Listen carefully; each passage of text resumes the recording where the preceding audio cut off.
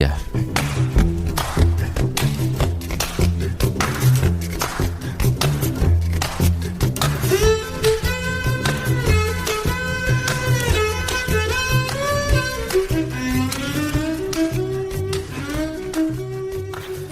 Ontem falamos aqui de solidão e hoje vamos voltar ao tema. Porque, olá Eduardo Sá, boa tarde, é preciso também saber lidar com a solidão quando ela acontece, quando ela existe nas nossas vidas. Olá, Judite. Oi, Judite, não sei, eu percebo o que é que dizes, mas quando nós nos sentimos verdadeiramente sozinhos e, portanto, tomados pela solidão, eu tenho a impressão de que não há fórmulas que sobrevivam a isso. Sentimos-nos tão desamparados, tão sem chão, como as pessoas de uma forma tão bonita, aliás, costumam dizer, que ficamos a ver a vida passar, agarrados ao chão, às vezes indiferentes. Eu acho que se há um aspecto que caracteriza muito bem uma solidão que se instalou e que de alguma forma toma conta de nós muito mais do que parece, então a indiferença é aquilo que mais se aproxima de uma solidão que vai ganhando raízes dentro de nós e que aparentemente nos dá a entender que não se passa nada, mas através da qual nós vamos desistindo em suaves prestações de estar vivos. Ontem falávamos aqui num estudo que analisou mais de 100 mil pessoas em 7 países e que dizia que as pessoas solteiras têm 80% mais probabilidade de sofrer sintomas depressivos, mais do que as pessoas casadas. Isto é fácil de explicar pela troca social, pelo apoio social dentro do casal. Reticências. Sabe porquê, Judite? Porque eu percebo isso, no fundo, acaba por ser uma leitura óbvia, não é? Afinal de contas, temos alguém ao nosso lado. Mas cuidado, eu conheço muitas pessoas, acho que todos nós conhecemos muitas pessoas que estão acompanhadas, que têm alguém ao lado, que têm um companheiro, às vezes, porventura, de uma vida, e que não é necessariamente por causa disso que se sentem acompanhadas por dentro. Pelo contrário, como ontem nós estávamos a conversar, às vezes a solidão aviva-se, sobretudo quando temos várias pessoas ao nosso lado, e estas pessoas sentem-se sozinhas na mesma.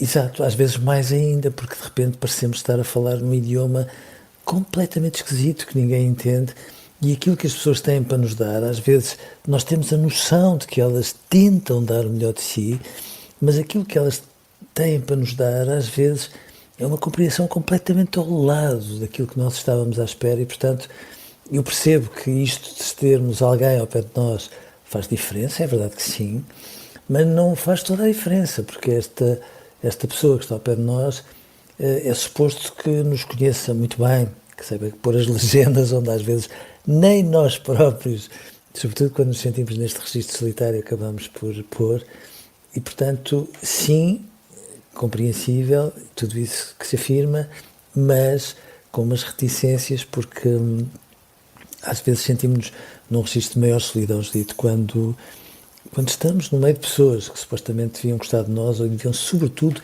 saber gostar de nós, e às vezes são muito desajeitadas em relação a isso. A verdade é, vamos aqui a outra questão, porque isolamento social e solidão, o que é que vem primeiro?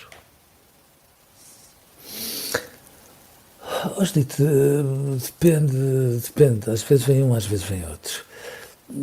É desconcertante às vezes nós falarmos de isolamento social, não é? Às vezes, a propósito de isolamento social, nós empurramos sempre para as pessoas mais velhas, porque de facto às vezes estão demasiado sozinhas, estão incompreensivelmente sozinhas.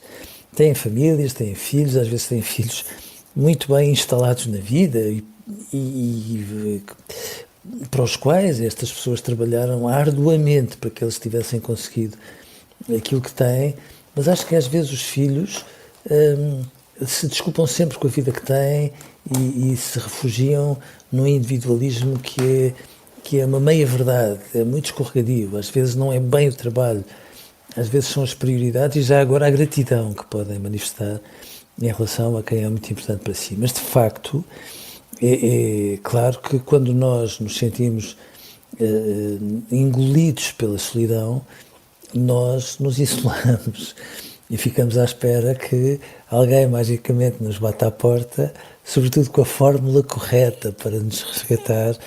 E à medida que o tempo passa e percebemos que isso não acontece, vamos ficando corroídos, carcomidos pela solidão, e depois chega-se ali a um patamar em que parece um beco sem saída e que, em algumas circunstâncias, para algumas pessoas, tragicamente acaba por ser. Mas, de facto, o isolamento conduz muitas vezes à solidão, mas a solidão dá um incentivo de todo tamanho ao isolamento.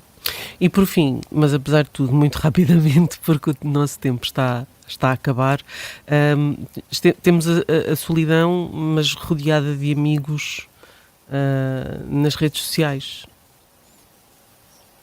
Que são falsos amigos. Eu percebo que, quer dizer, dito desta maneira até parece um bocado pouco razoável, mas sejamos razoáveis.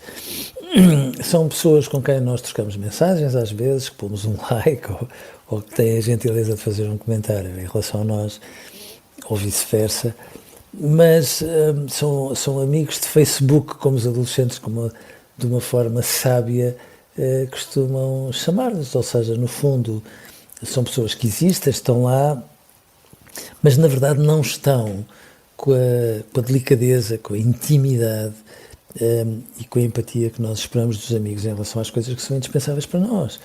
E, portanto, às vezes, o mundo em que nós vivemos é um bocadinho estranho, porque nós estamos rodeados de fontes de comunicação, temos imensas hipóteses. Bom, uma videochamada parece qualquer coisa digna num filme de ficção científica nos anos 60 ou 70. Tudo isso é possível, mas qual é a última vez em que nós, porque sim, decidimos mandar uma mensagem às pessoas de quem nós gostamos, aos nossos amigos, dizer: estou com saudades tuas, como é que estás? Ou seja, uma coisa tão banal quanto esta. Nós, na pandemia, parecíamos ter todos acordado para a vida. Definitivamente as pessoas são muito importantes na nossa vida. Como é que nós conseguiríamos sobreviver a isto tudo sem elas? E todos nós tivemos um bocadinho a ilusão de, isto vai fazer com que a humanidade tenha ali um bálsamo, uma experiência de humildade que a faça crescer. E depois reagimos hoje como se a pandemia fosse há 2 séculos atrás e não fôssemos nós que a vivemos e entregamos-nos ao desmazelo de cuidar muito mal das nossas relações. Sim. Quando nós nos desmazelamos para as pessoas que são importantes para nós, estamos a trabalhar peça a peça para a nossa solidão e às vezes nós não temos consciência disso e devíamos ter muito mais vezes. Bom pensar nisso mais vezes. Eduardo, um grande abraço, obrigada e até amanhã. Até amanhã, Judito. Um abraço também para si.